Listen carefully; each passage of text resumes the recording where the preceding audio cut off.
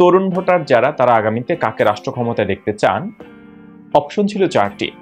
সাবেক প্রধানমন্ত্রী, যিনি সদ্য সাবেক, শেখ হাসিনা, সাবেক প্রধানমন্ত্রী বেগম খালেদা জিয়া, বর্তমান সরকার প্রধান ডক্টর মোহাম্মদ ইউনূস, জামাতের আমির শফিকুর রহমান। 44,000 মানুষের মধ্যে উল্লেখযোগ্য সংখ্যকভাবে বেশি মানুষ সদ্য সাবেক প্রধানমন্ত্রী শেখ হাসিনাকেই আবারও ভোট দিতে চাইছেন। অনেক অনেক মন্তব্য পড়েছে এখানে। এর জরিপগুলোতে, মানে যে জরিপগুলো হয়, সেখানে আওয়ামী লীগের জয় জয়কার। আমি আমার ব্যক্তিগত কোনো বক্তব্য নেই বা মন্তব্য নেই, আমি আপনাদের মন্তব্য পড়তে চাই।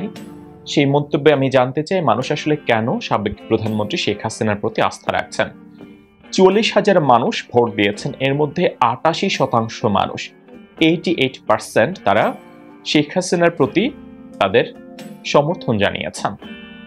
বেগম খালেদা জিয়ার প্রতি সমর্থন জানিয়েছেন মাত্র 5% মানুষ, এবং শফিকুর রহমান জামাতের আমির, তার প্রতি সমর্থন দিয়েছেন 4% মানুষ, এবং বর্তমান সরকার প্রধান প্রফেসর ডক্টর মোহাম্মদ ইউনূস সাহেব, তার প্রতি সমর্থন জানিয়েছেন 3% মানুষ।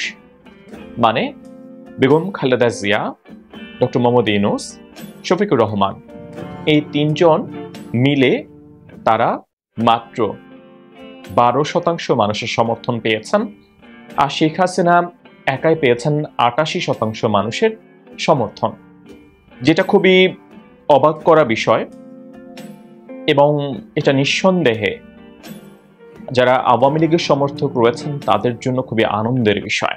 ঘোষণা দিয়েই রাজনীতির মাঠে ফিরতে যাচ্ছে আওয়ামী লীগ। আওয়ামী লীগ তাদের নানান কর্মসূচি পালনের ঘোষণা দিয়েছে এবং তারা হরতাল পালন করবে এমন সিদ্ধান্তের কথা জানিয়েছে।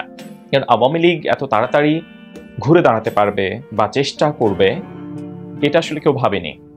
যেখানে আওয়ামী লীগ রাজনীতি করতে পারবে কিনা, তাদের রাজনীতি করার অধিকার তারা পাবে কিনা, সেটা নিয়ে নানান ধরনের সংশয় রয়েছে।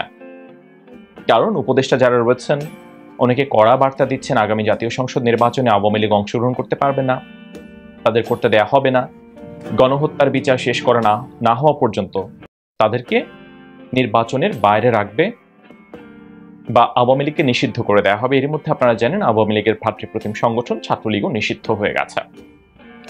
এই পরিস্থিতিতে আওয়ামী লীগের পক্ষে কি কোনোভাবেই তাদের কর্মসূচি বাস্তবায়ন করা সম্ভব, নাকি কর্মসূচি ঘোষণার নামে আওয়ামী লীগ তাদের যে নেতাকর্মী যারা আত্মগোপনে রয়েছেন, যারা অসহায় নেতাকর্মী, এই মুহূর্তে নেতৃত্ব ছাড়া যারা নেতাকর্মী রয়েছেন বাংলাদেশে, তাদেরকে আরো বড় বিপদে ফেলবে। কারণ নেতা ছাড়া আন্দোলন কি কঠোর হয়? আপনারা যত যাই বলেন না কেন যে বিএনপি ঈদের পরের আন্দোলন, কেন বিএনপির ঈদের পরের আন্দোলন, এই টার্মটা কেন হাস্যরসে পরিণত হয়েছে? কেন এখন ছাত্র উপদেষ্টারা বিএনপির ঈদের পরে আন্দোলনটাকে কোট করে তারা হাস্যরস করেন? কারণ বেগম খালেদা জিয়া জেলে ছিলেন, তারেক রহমান বিদেশে বসে আছেন, এখনো আছেন। তারেক রহমান, আপনাদের কি মনে হয় না তারেক রহমান যদি বাংলাদেশে মাটিতে থাকতো তাহলে বিএনপির আন্দোলন ঈদের পরের জন্য অপেক্ষা করতে হতো না? আপনি যত বড় নেতা হন না কেন, আপনার শারীরিক উপস্থিতি, জনতার মাঝে এসে আপনার বক্তৃতা করা, এগুলো মানুষের মধ্যে যে প্রাণ চাঞ্চল্য তৈরি করে, সমর্থকদের মধ্যে যে প্রাণ সঞ্চার করে, বিদেশ বিভুঁইয়ে বসে আত্মগোপনে থেকে বক্তৃতায় বিবৃতি দিয়ে গণজাগরণ কি আদৌ সৃষ্টি করা সম্ভব? হয়তো সম্ভব হতো যদি না এরকম ভাবে পালিয়ে যেতে না হতো আওয়ামী লীগের প্রায় সকল নেতাকে। কেউ কি রয়েছে আওয়ামী লীগের, এই যে এত তাবড়, আমি শেখ হাসিনার কথা বাদ দিলাম, শেখ হাসিনা চলে গেছে, তাকে নিয়ে অনেক আলোচনা হয়েছে, কিন্তু এই যে এত বড় বড় নেতা, শেখ হাসিনা তো তাও আমরা বক্তৃতা শুনি কয়েকদিন পর পর তিনি কথা বলেন, বাকি যারা রয়েছেন তারা কি কেউ কোনো কথা বলেন? আমরা শেখ হাসিনা সরকারের সময় আমরা একটা জিনিস শুনতাম যে দেশে যত সমস্যা হয় না কেন সবকিছু সমাধান একমাত্র শেখ হাসিনাকেই করতে হয়। মানে তিনি করা ছাড়া, বড় বড় কোনো ইস্যু ঘটলে শেখ হাসিনার মুখ খোলা ছাড়া, তাকে বলা ছাড়া ওই ইস্যুর সমাধান হয় না। তাহলে শেখ হাসিনা যে এত বড় মন্ত্রী পরিষদ, সেই মন্ত্রী পরিষদের কাজ কি? যেমন এখন যেটা দেখতে পাচ্ছি, যাই ঘটে যাক না কেন, সেটা ইবতেদায়ী শিক্ষকদের জাতীয়করণ হোক না কেন, 7 কলেজের সমস্যা হোক না কেন, বা রেলের কর্মচারীদের রানিং স্টাফ যারা রয়েছেন তাদের বিক্ষোভ বা তাদের কর্মবিরতি হোক না কেন, সবকিছুতে যেরকম ভাবে আমরা ছাত্র নেতাদের উপস্থিতি দেখতে পাই যে তারা ছাড়া আসলে কেউ নাই, কোনো কিছু আর কাজ করছে না। ঠিক শেখ হাসিনা 16 বছর সরকার আমরা দেখেছি, শেখ হাসিনা একক একটা প্রতিষ্ঠানে পরিণত হয়ে গিয়েছিলেন।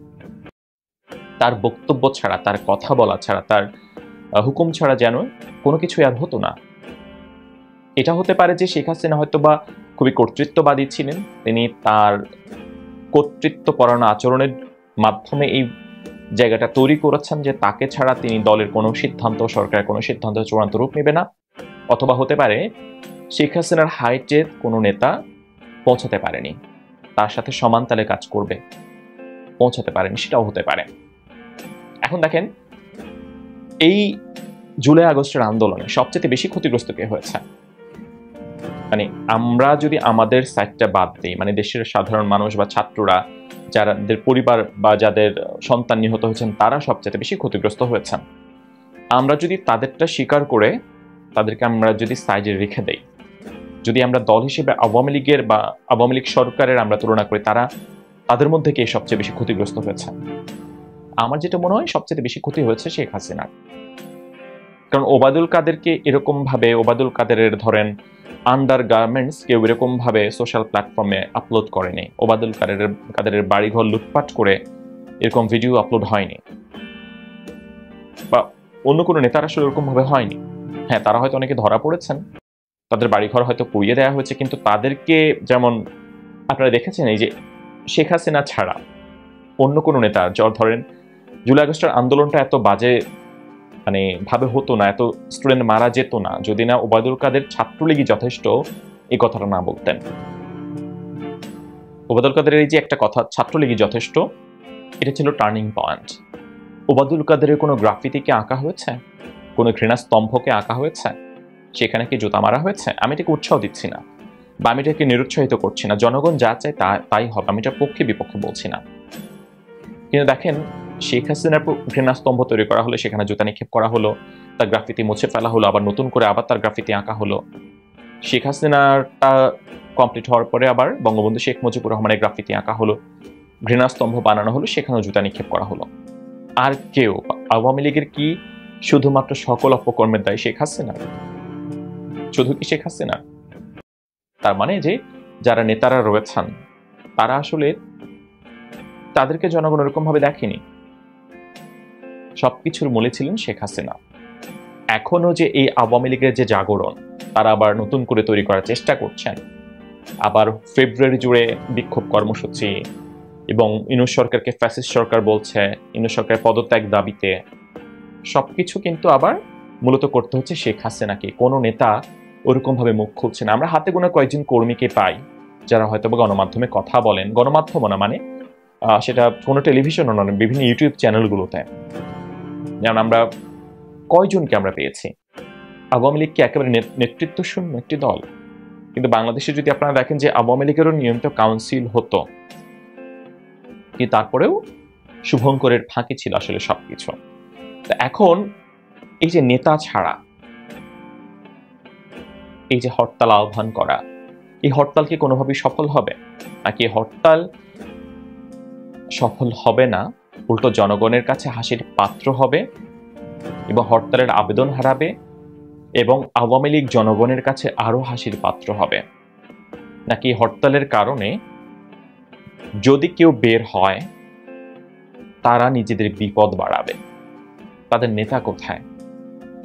তাদের যারা নেতা তারা তো সবাই দেশের বাইরে। হ্যাঁ, অনেকে বলছেন তারা জীবন বাঁচানোর জন্য দেশের বাইরে। ভাই, জীবন বাঁচানোর জন্য দেশের বাইরে হলো তার বাইরে, তারা নিরাপদে রয়েছেন। কিন্তু আপনি যে আওয়ামী লীগের একজন ক্ষুদ্র কর্মী, আপনি যে বের হবেন, আপনার নিরাপত্তা কে দেবে? আপনাকে যে ধরে নিয়ে যাবে না তার নিশ্চয়তা কি? 5ই আগস্টের পরে তো আওয়ামী লীগের অনেকেই নিগ্রহের শিকার হয়েছেন, আপনারা জানেন। আপনাদের নেতারা যারা, তাদের তো টাকা পয়সা আছে, তারা অনেকেই নিয়ে গেছে। আপনাদের কি হবে? আরেকটা বিষয় হতে পারে, ধরেন যদি কর্মসূচি না দেয় তাহলে নেতাকর্মী যারা রয়েছে তাদের মধ্যে আশার সঞ্চার হবে না, তাদের মধ্যে প্রাণ চাঞ্চল্য থাকবে না। তারা এই যে কিছুদিন পর পর গুজব রটে যে হ্যাঁ নেত্রী আসছেন, আপা আসছেন, এই ব্যাপারগুলো তো তারা ঝিমিয়ে পড়বেন। এটা হতে পারে আরেকটা টেস্ট কেস। রাজনীতির পরিস্থিতি তারা দেখতে চায় এবং সরকারের আচরণ কতটুকু কঠোর তাদের উপরে সেটা দেখতে চায়, বা সাধারণ মানুষ কতটুকু তাদের এই কর্মসূচিকে সমর্থন জানাচ্ছেন সেটাও দেখতে চায়। এবং আওয়ামী লীগ বাংলাদেশের মুক্তিযুদ্ধে সবচেয়ে বড় অগ্রগামী দল এবং তারাই মুক্তিযুদ্ধকে সংগঠিত করেছিল। মুক্তিযুদ্ধ মানুষকে সেই চেতনাবোধ তাদের মধ্যে জাগিয়ে দিয়েছিল। তিনি হয়তো আওয়ামী লীগকে মিন করেছেন। আবার হতে পারে বেগম খালেদা জিয়া, তিনি যেহেতু বিএনপির চেয়ারপারসন, জিয়াউর রহমান তিনি স্বাধীনতার সময় অগ্রণী ভূমিকা পালন করেছিলেন এবং বিএনপি বর্তমান প্রেক্ষাপটে গত 16 বছরে মুক্তিযুদ্ধের পক্ষে যতটুকু না জোরালো অবস্থান তারা দেখিয়েছিল, বর্তমান সময়ে এসে শেখ হাসিনা পরবর্তী সরকারের সময় এসে তারা আরো বেশি জোরালো অবস্থান দেখাচ্ছে।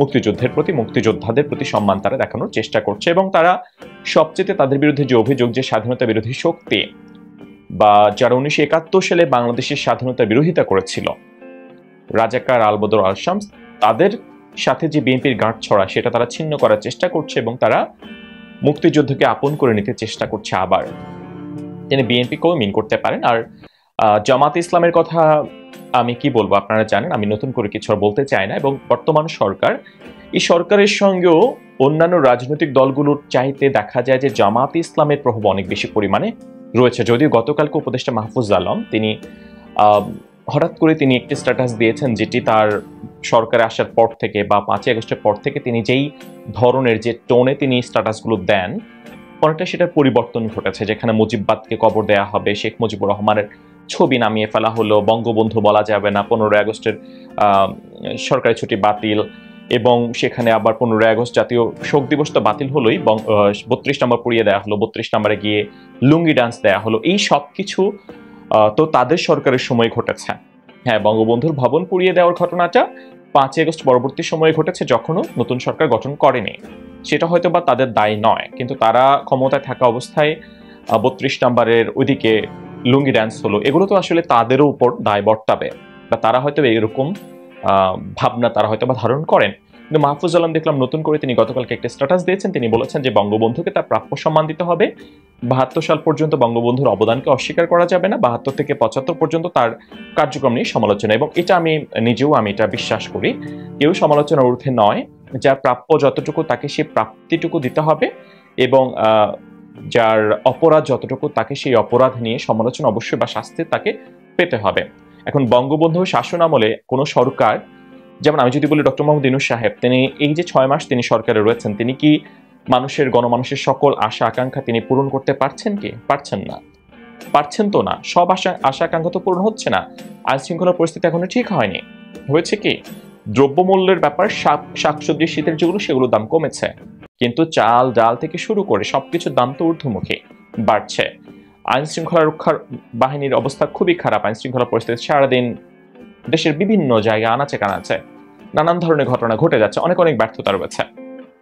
তাই বলে আপনার ডক্টর মোহাম্মদ ইউনূস সাহেবের যদি আপনারা ধরেন 24 আগস্ট থেকে এখন পর্যন্ত সমালোচনা আপনি করবেন অবশ্যই, কিন্তু ডক্টর মোহাম্মদ ইউনূস সাহেব যে একজন অর্থনীতিবিদ, তিনি শান্তিতে নোবেল পেয়েছেন, তার এই অবদানগুলো, বা তিনি বাংলাদেশের প্রথম নোবেল বিজয়ী, এবং শুধু নোবেল বিজয়ী তিনি নন, সবচেয়ে প্রেস্টিজিয়াস যেই ক্যাটাগরি নোবেলে শান্তি, তিনি সেটা অর্জন করেছেন। এবং আপনারা তো তার সমালোচনা করতে পারেন, কিন্তু আপনারা তার এই অবদানকে আপনারা অস্বীকার করতে পারবেন না।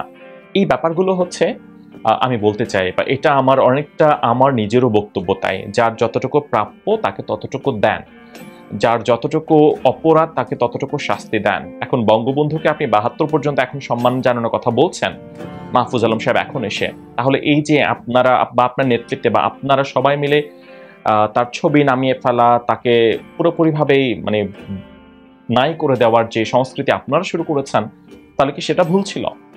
আচ্ছা, যাই হোক, এক আলোচনা থেকে অন্য আলোচনায় চলে যাচ্ছিলাম। আমি একটু মন্তব্যগুলো পড়তে চাই। তো আরেকটা মন্তব্য হচ্ছে, গত 16 বছরের অর্জন মাত্র 5 মাসে ধ্বংস করে দিল এই জামাত শিবির স্বাধীনতা বিরোধী শক্তি। আরেকটা মন্তব্য, নৌকা ছাড়া কোনো গতি নাই, জয় বাংলা, জয় শেখ হাসিনা। আরেকজন বলছেন, দুবাই থাকি আমি, নির্বাচনে আওয়ামী লীগকে দেশে গিয়ে ভোট দেব। আরেকজন মন্তব্য করেছেন, আওয়ামী লীগ থেকে কখনো একটা চা পর্যন্ত খায়নি, কিন্তু আওয়ামী লীগ ভোটে আসলে আওয়ামী লীগের ভোট নিজেও দেব, অন্য কেউ দিতে উৎসাহ উৎসাহ দিব জয় বাংলা। একজন বলছেন সে আগে শেখ হাসিনাকে তেমন পছন্দ করতাম না, এখন বুঝতে পারছি শেখ হাসিনার হাতেই বাংলাদেশ নিরাপদ ছিল। আরেকজন বলছেন জুলাই আন্দোলনের সমর্থন জানানোর প্রায়শ্চিত্ত করতে আমি শেখ হাসিনাকে ভোট দেব, এছাড়া আর কোনোভাবেই নিজেকে ক্ষমা করতে পারবো না। আরেকজন বললেন অবশ্যই শেখ হাসিনাকে ভোট দিব, কারণ এখন বাংলাদেশে যা হচ্ছে বোঝা যাচ্ছে একমাত্র বাংলাদেশ পরিচালনার ক্ষেত্রে যোগ্য শেখ হাসিনা। একজন বলছেন শেখ হাসিনার বিকল্প এখনো তৈরি হয়নি। আবার বলছেন আমি কসম করে বলছি আরেকজন, যদি 20 বছর পরেও ভোট দিব তবু নৌকাকে দিব। একজন বলছেন 10 বছরে আমি আমার পরিবার কেউ ভোট দেয়নি, কিন্তু এবার সব দিব নৌকা, দেশের যে অবস্থা। তার মানে আমি শুরুতে যেটা বলছিলাম, উনি যেমনটি বলছিলেন উনি কিন্তু 10 বছরে ভোট দিতে পারেননি। মানে 10 বছরে আওয়ামী লীগ যে নির্বাচন আয়োজন করেছিল 18 এবং 24-এ, সেই সময় তিনি ভোট দিতে পারেননি, কারণ আওয়ামী লীগ সেই নির্বাচনী ব্যবস্থাকে কলুষিত করেছিল। তারপরেও তিনি আবার নৌকাকে ভোট দেবেন। এই ব্যাপারগুলো খুবই অবাক করা বিষয়। এখানে আমি কোনো মন্তব্য আমি চুজ করে পড়িনি, আমার বাই ডিফল্ট যেভাবে মন্তব্যগুলো এসেছে আমি সেভাবে পড়েছি। আর যেহেতু এখানে 88% মানুষ নৌকার পক্ষে বা শেখ হাসিনার পক্ষে ভোট দিয়েছেন, তো 88% মন্তব্যই নৌকার পক্ষে থাকবে, যেটা খুবই স্বাভাবিক। আপনাদের প্রতিক্রিয়া জানতে চাই। ধন্যবাদ।